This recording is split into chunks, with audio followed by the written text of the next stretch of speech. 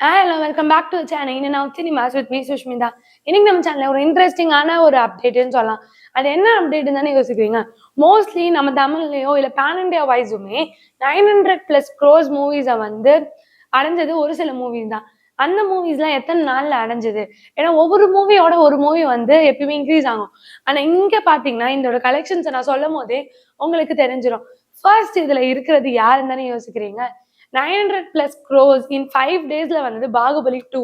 இந்த படத்துக்கு pan India wise இவ்வளோ பெரிய ஒரு ஹிட் இருக்குமா அப்படின்னு நீங்க யோசிக்கலாம். ராஜமௌலி அவர்களோட டைரக்ஷன் ரொம்ப பெரிய ஒரு ஹிட் கொடுத்தது.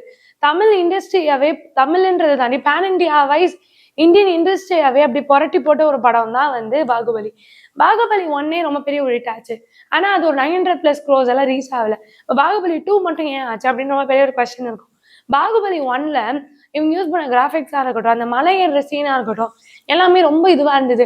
பாகுபலி 1 நான் தியேட்டர்ல பார்க்கல அப்படின்னு ரொம்ப நிறைய பேர் ரெக்ரெட் பண்ணாங்க.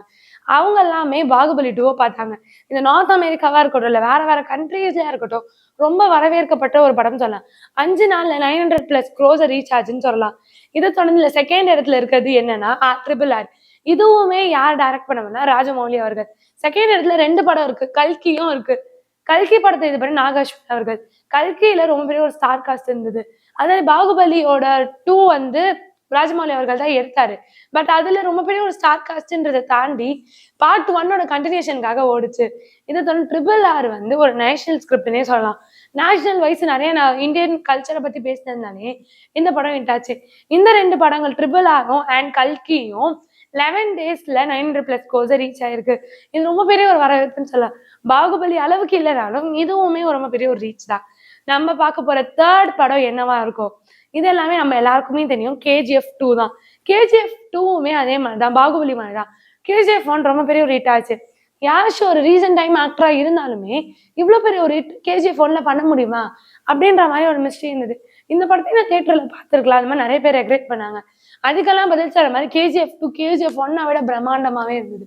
KGF 2க்கு ரொம்ப பெரிய ஒரு வரவேற்பு இருந்தது. இது 900+ க்ரோஸ் 12 டேஸ்ல அச்சீவ் ஆச்சு. இந்த மாதிரியான இதை பிரேக் பண்ணது KGF 2.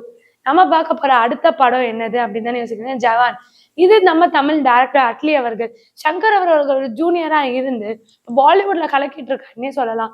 இந்த மாதிரியான படங்கள் பண்ணிட்டு இருக்க அட்லி அவர்கள் ஜவான் ஒரு படம் எடுத்தார். ஷாருக் கான் அண்ட் நயன்தாரா இவங்க காம்போக்காகவே இந்த படம் ஓடிச்சு. இது ரொம்ப பெரிய ஒரு ஹிட்டை தொட்டு இது 13 டேஸ்ல 900+ க்ரோஸ் ரீச் ஆச்சு. தமிழ் சினிமால இதுக்கு போட்டி போட்ட படங்கள் நிறையவே சொல்லலாம். என் ஜெயிலரே இதோட போட்டி போட்டுச்சு. ஆனா இந்த அளவுக்கு ரீச் ஆக முடியல. நம்ம பார்க்க போற 5th பிளேஸ் பட்டான் படம். இதுவுமே ஷாருக் கான் அவர்களோட படம் தான். இந்த படம் வந்து ஒரு 15 டேஸ்ல 900+ க்ரோஸை ரீச் ஆச்சு.